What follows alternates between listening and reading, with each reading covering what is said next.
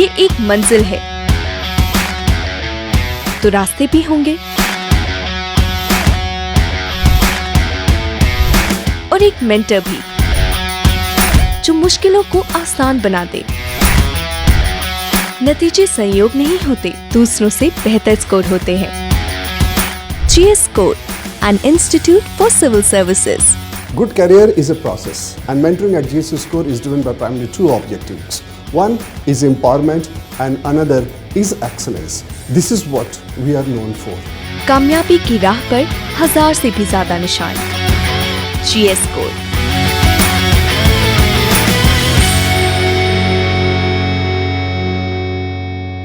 Hi everyone, I am Nidhi Kaushik and I have secured AIR 88 in Civil Services Examination 2022.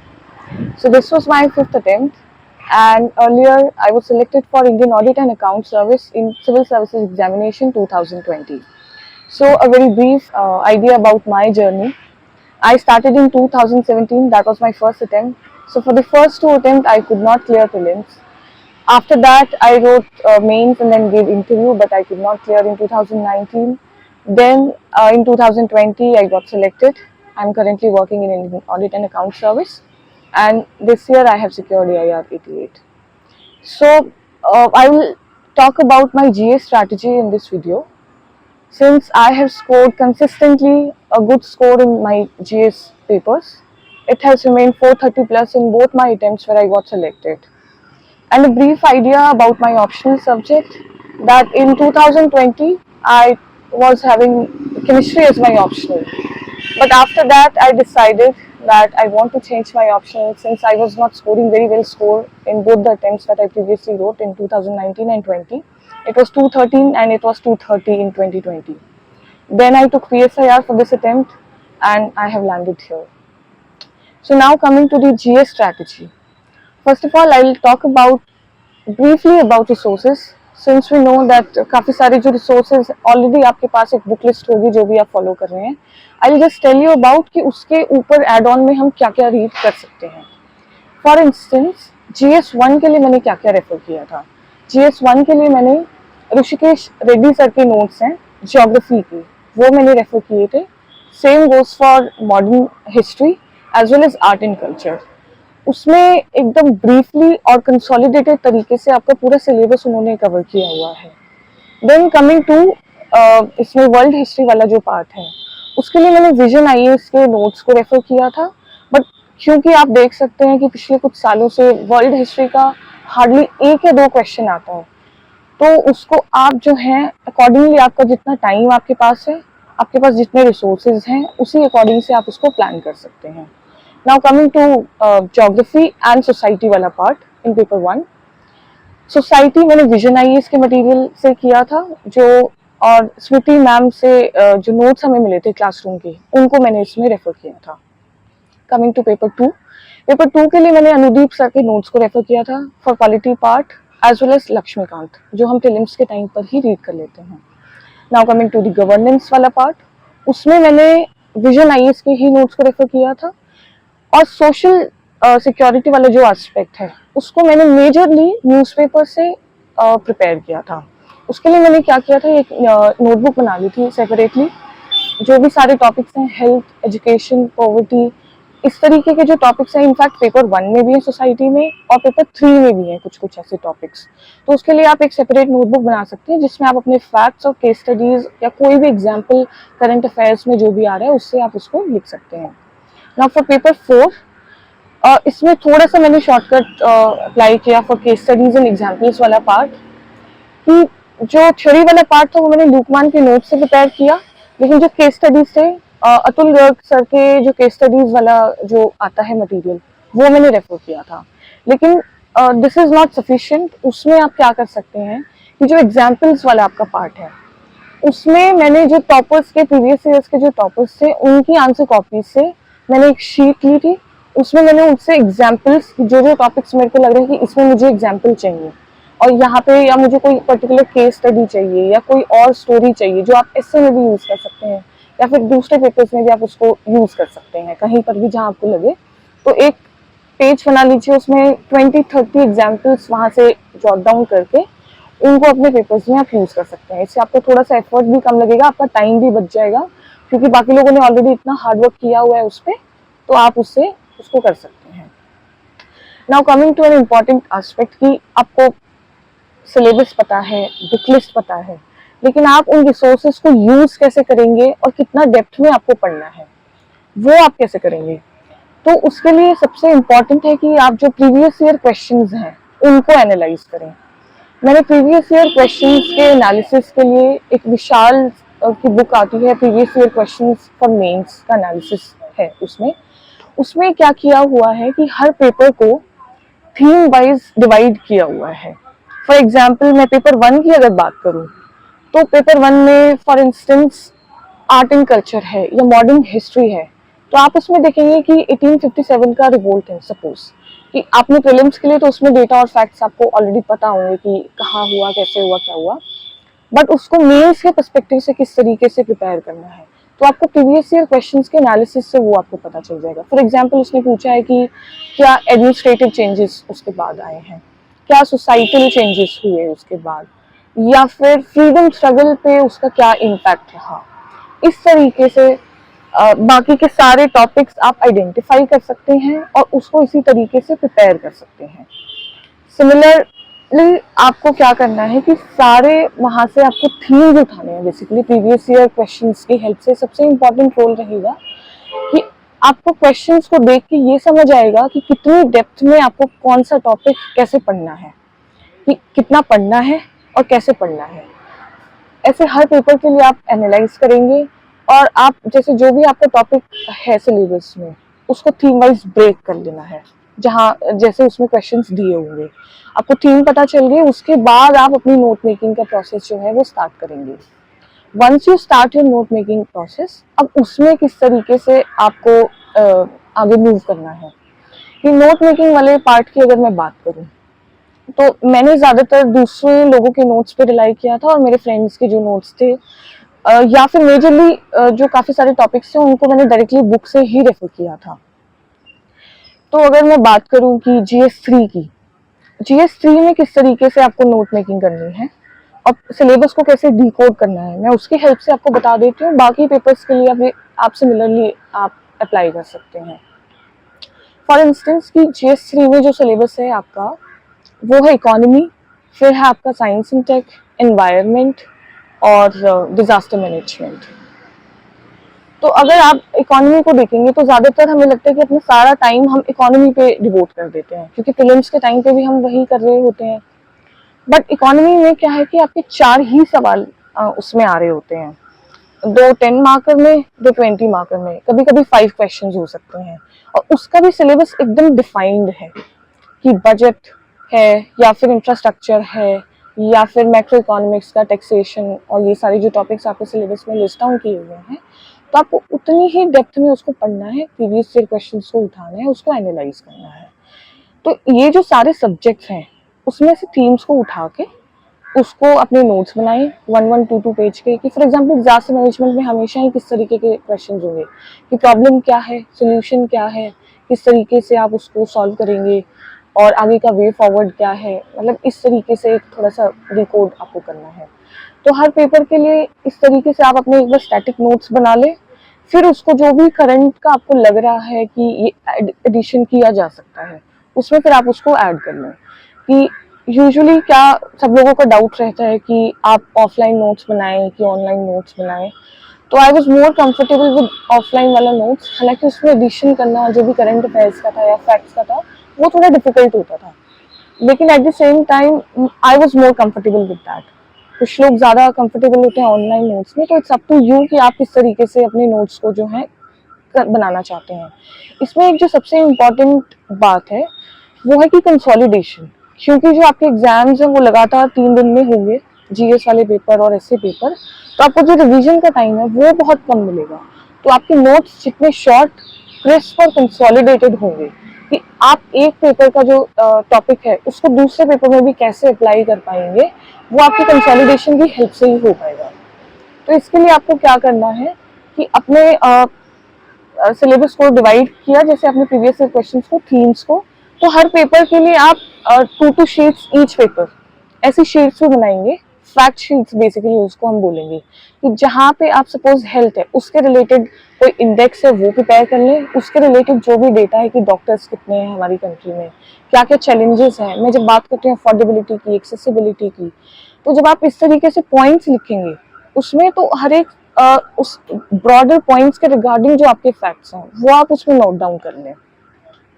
फिर उसी तरीके से हर एक पेपर के लिए 2-2 पेजेस आपने बनाए, उसमें अपने जो फैक्ट्स हैं वो कर लें, ताकि जो आपका एकदम लिमिटेड टाइम होगा और आप उसको रिवाइज कर पाएँ, ताकि उस टाइम पे, लिमिटेड टाइम पे, तो आपको वो कंसोलिडेशन बहुत ही ज़्यादा इंपॉर्टेंट है। और इंटरलिंकेज एक पेपर का दूसरे पेपर में, that is also very very crucial. Now coming to the answer writing part,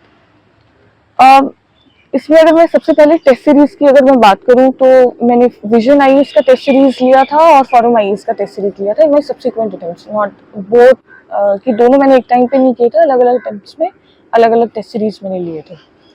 लेकिन टेस्ट सीरीज से इम्पॉर्टेंट है कि जो आपके प्रीवियस ईयर क्वेश्चंस हैं आप उनको एनालाइज करें और उनकी आंसर राइटिंग करें, कि जो स्टैटिक वाला पोर्शन है, पॉलिटी का है या फिर गवर्नेंस का है, और वन में ज्योग्राफी है या सोसाइटी है, तो इन सारे टॉपिक्स में, या एथिक्स है, जो प्रीवियस ईयर क्वेश्चंस के हैं आप उनको मॉक बना के प्रैक्टिस करें।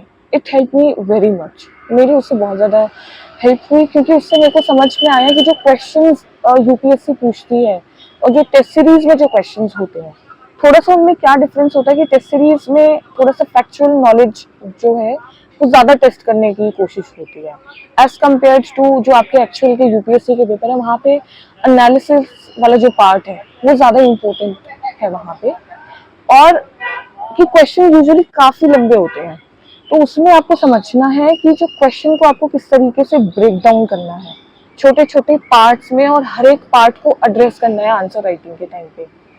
कि अगर मैं पॉलिटी के किसी क्वेश्चन की बात करूं, कि एक फेडरल स्ट्रक्चर जैसे इंटरस्टेट रिलेशंस का एक क्वेश्चन था 2022 में, किस तरीके से स्टेट गवर्नमेंट्स और सेंट्रल गवर्नमेंट्स का वेरिएशन रहता है पावर का, तो आपको ये नहीं कि उसमें पॉलिटिकल एंगल या फिर इस तरीके का एस्पेक्ट लिखना है, आपको समझना है कि वो एक पेपर पॉलिटी का है और वो एक बड़ा सा क्वेश्चन यूजुअली रहता है, तो आपको डिफिकल्टी आ सकती है क्वेश्चन को समझने में। तो आप ट्राई कीजिए कि जो आपका स्टैटिक पार्ट है उसको कॉन्स्टिट्यूशनल एस्पेक्ट से हमेशा आंसर करने की जो है कोशिश करें।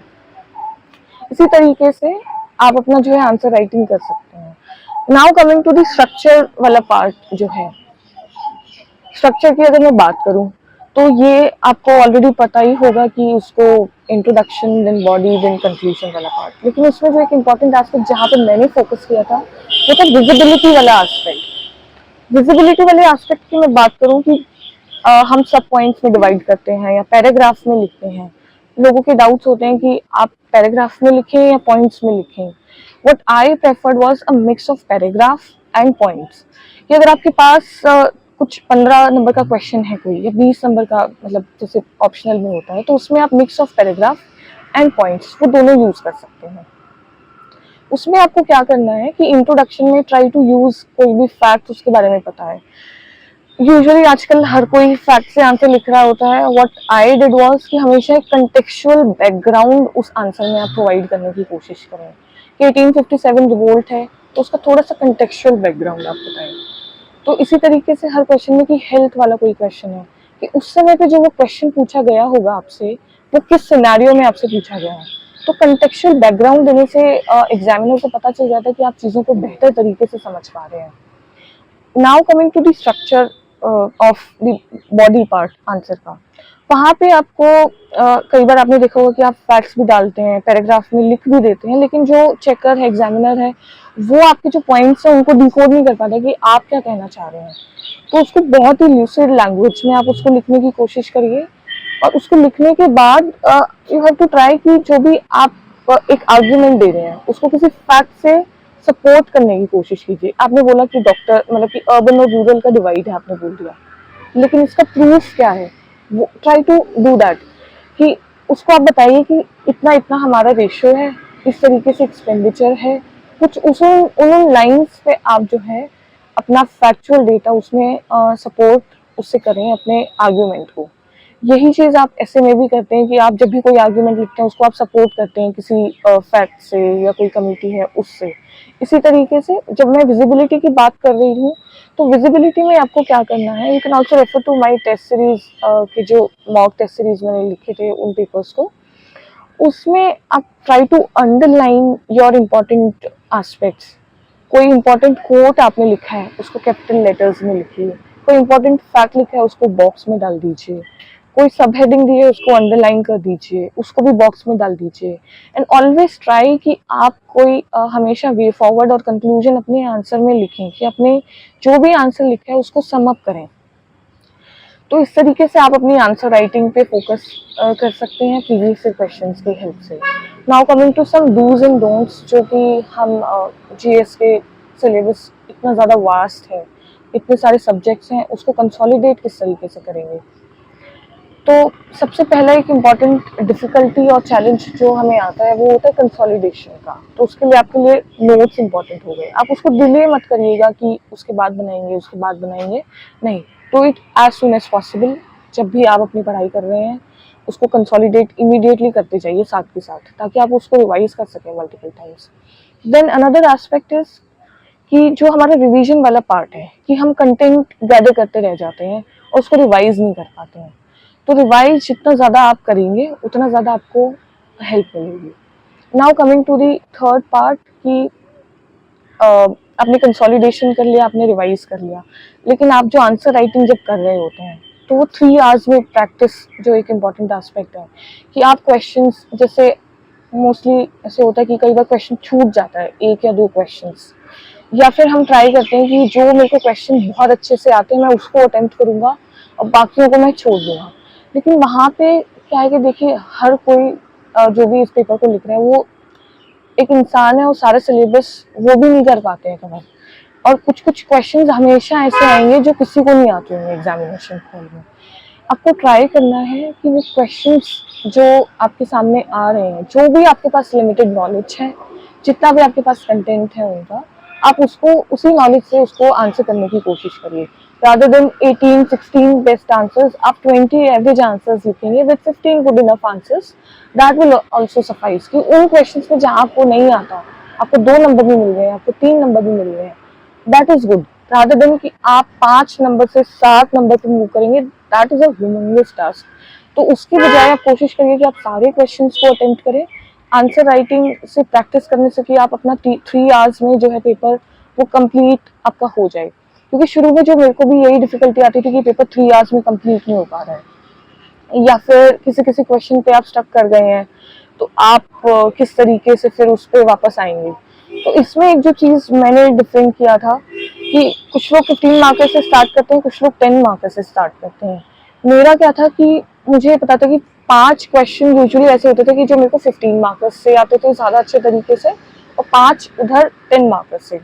तो what I used to do कि वो 5 मिनट पहले जो आपको क्वेश्चन पेपर मिलता है उसमें आप जो 15 नंबर वाले हैं पहले उनको अटेम्प्ट करिए, उसमें 1 2 3 4 5 मार्क कर लिए इन द ऑर्डर ऑफ कि आपको कितने अच्छे से आता है, ताकि शुरू को जो फर्स्ट आवर होता है उसमें लिखने में थोड़ी डिफिकल्टी आती है।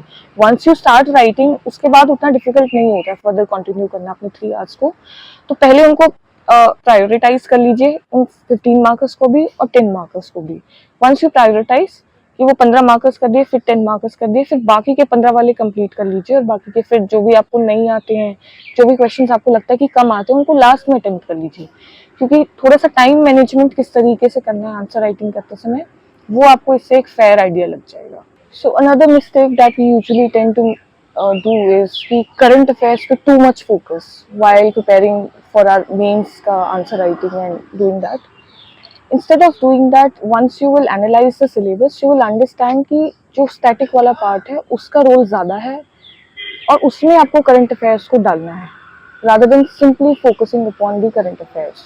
तो इसलिए हमेशा करंट अफेयर्स को उतने ही एक्सटेंट तक आपको रीड करना है और प्रैक्टिस करना है जितना कि उसमें रिक्वायर्ड है। तो once you will do the previous year questions का एनालिसिस, यू विल अंडरस्टैंड कि आपका स्टैटिक पोर्शन जितना ज़्यादा स्ट्रॉन्ग होगा, जितना ज़्यादा कंसोलिडेटेड होगा, उतना ज़्यादा बेहतर तरीके से आप समझ पाएंगे कि न्यूज़पेपर को भी कितने एक्सटेंट तक करना है और करंट अफेयर्स के जो भी मटेरियल आपके पास अवेलेबल है उसको कितने एक्सटेंट तक करना है। सिर्फ उसको सब्स्टिट्यूट और सप्लीमेंट्री के एस्पेक्ट से ही आपको यूज़ करना है, apart from certain important topics या सब्जेक्ट्स जैसे साइंस एंड टेक है या फिर एनवायरनमेंट है, वहाँ पे करंट अफेयर्स बेस्ड क्वेश्चन आएंगे। बाकी सब सब्जेक्ट्स में जो है ज़्यादातर स्टैटिक वाला पोर्शन रहेगा, तो करंट अफेयर्स को उतने ही एक्सटेंड तक यूज़ करना है। Now consolidating this video, what I want to sum up is कि टेस्ट सीरीज आप कोई भी लगा लीजिए, ऑल आर सेम, और focus more on previous year questions के जो भी क्वेश्चंस है उनकी आंसर राइटिंग पे। Try to do attempt all the मतलब चारों पेपर का एक एक क्वेश्चन एटलीस्ट आप क्वेश्चन पेपर आप अटेम्प्ट कर लें। नाउ सेकेंड थिंग इज कि आप जो हर एक पेपर का थीम्स हैं, उस जो विशाल वाली बुक मैंने सजेस्ट की है उसमें से आप थीम्स एक बार सारे निकाल लें। For example art and culture में हार्डली 20 थीम्स बनेंगे, आर्किटेक्चर से लिटरेचर है, और क्रोनोलॉजिकल सीरीज में आप उसको एकदम प्रिपेयर कर लें कि किस तरीके से आर्किटेक्चर मूव किया since ancient to contemporary times. उस तरीके से आपको सारी थीम्स को प्रिपेयर करना है। थर्ड थिंग इज कि आप कंसोलिडेट करेंगे अपने नोट्स, बेसिकली अपने सारे जो भी फैक्ट शीट्स हैं उसको फिर रिवाइज करना है मल्टीपल टाइम्स, रादर देन कि एक सब्जेक्ट कर लिया है बार बार उसको कहीं कहीं से। Once you have analyzed the themes and have done answer writing, then you are good to go. उसके ऊपर आपको जो भी लगे, जहाँ पे भी जिस भी पर्टिकुलर सब्जेक्ट में आपको प्रॉब्लम लग रही है उसमें आप अपना देख लें कहीं से भी जो भी आपको हेल्प मिल पा रही है। And all the best to all of you.